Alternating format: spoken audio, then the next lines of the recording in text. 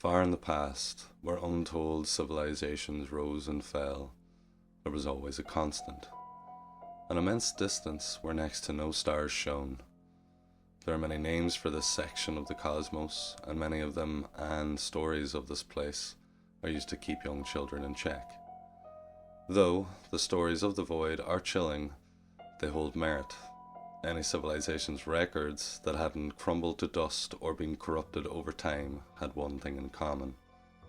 The data showed that no vessel to enter the void for a long period of time ever came back.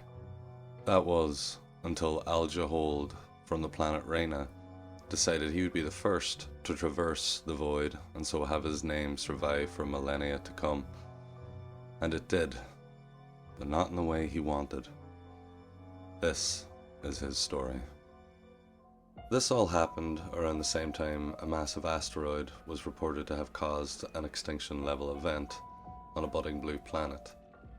But the day of Alja's journey having arrived, Alja readied himself in his ship and paid little attention to the news. Checking all systems from the important flight and life support systems all the way down to the not so important. Everything showed blue. Once satisfied, he informed the dry dock that he was ready for departure. His ship was an explorer class and came equipped with a new fugue crash. It was where Alja would spend the vast majority of his time, only coming out of fugue if the sensors that constantly scanned for anomalies picked up anything, ship repair if the damage was beyond the onboard AI's functionality, and every cycle he would emerge for a set amount of time to observe his surroundings. Whilst in the void, communication with anything outside was impossible, so before Alja met the blackout point, he sent messages back to his loved ones and placed himself in fugue. When first Alja woke, he didn't know anything was wrong, with his holo display showing all blue for functioning perfectly fine. He ate, exercised, and conversed with Almo, his onboard AI he had named after his younger sibling.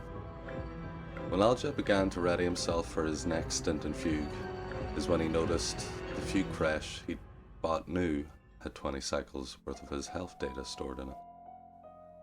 Panicking, he brought the data to Almo, who disagreed with the data, pulling up its own charted time, which read only one cycle.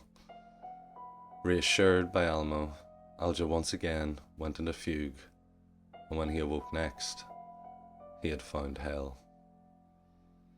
He woke to blaring sirens and red lights. Falling from his fugue crash, he found his way to his knees and froze. The display that once read 20 cycles now read 140.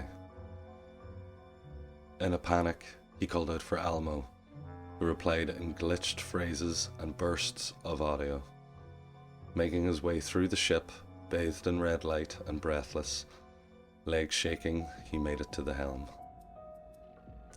Usually his ship's shields would be covering the front view screen of the ship when in flight, only opening them when stationary or at the right speeds. He checked his instruments and he was stationary, and to his shock, in a solar system.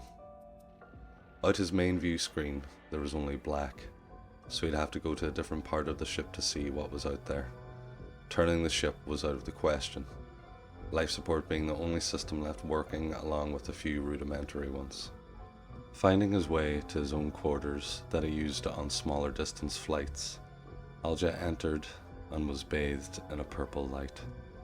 His arms dropped to his side and he slowly approached the view screen.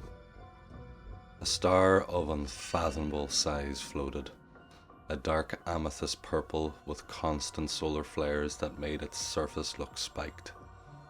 Surrounding it and his own ship were thousands of other vessels, all hailing from different times and different races, all slowly being pulled into a fiery death on the star's surface.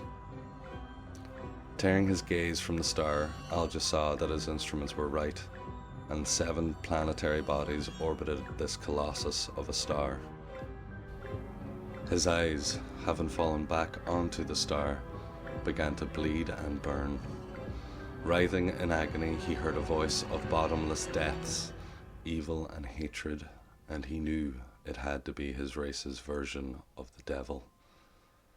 The voice charged him with one task: to let people know what he found here, to let all know what was to come. Having blacked out from the pain, he awoke to hands lifting him and putting him on a stretcher. All was black. Alja asked for the lights to be turned on, but they were. Alja just had no eyes to see it with. Sobbing, he began to speak, but he didn't want to. He couldn't stop himself. He was charged with a task from the devil himself. He began to tell them of the Dark Star.